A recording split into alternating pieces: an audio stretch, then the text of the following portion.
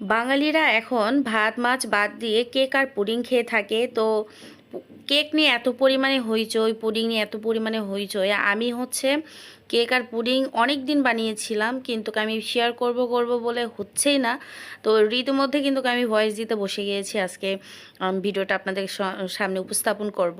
Already আমার ফটোতে রিলসে হচ্ছে অনেক পুডিংয়ের ভিডিও বা হচ্ছে স্টোরি দেখেছেন।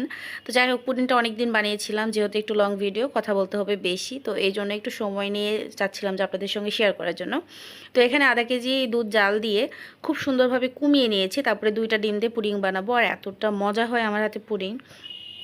তো 2টা ডিম ভালোভাবে ফেটিয়ে নিচ্ছে, আর দুধটা আগে জাল করে হালকা মানে 10 সেকেন্ড পর্যন্ত আপনি দুধের মধ্যে আঙুল চুবিয়ে রাখতে পারবেন, এমন পর্যায়ে দুধটা রাখতে হবে। এবং সেই ফ্যাটানো ডিমে তারপরে হচ্ছে দুধটা দিয়ে ভালোভাবে মিশিয়ে নিতে হবে। আর ওদিকে কিন্তু আমি চিনি দিয়ে ক্যারামেলটা রেডি করেছি। আর বেশি ক্যারামেল যদি তিতা হয়ে যায়, মানে বেশি লালচে হয়ে যায়, তাহলে কিন্তু ক্যারামেল তিতা হয়ে যায়, পুডিংটা খেতে খারাপ লাগে। অনেক ভিডিওতে আপনাকে টেস্টটা বলবে না।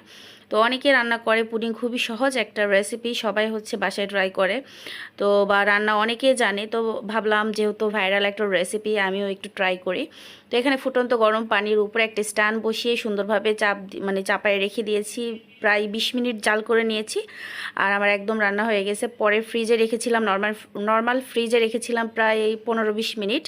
তারপরে হচ্ছে ঠান্ডা অবস্থায় সুন্দরভাবে একটু ছাড়িয়ে নিলাম। আর খুবই মজা ছিল, কালারটা কতটা সুন্দর এসেছে অবশ্যই কমেন্টে জানাবেন। আপনাদের পুডিং রেসিপিটা কেমন লেগেছে অবশ্যই জানাবেন।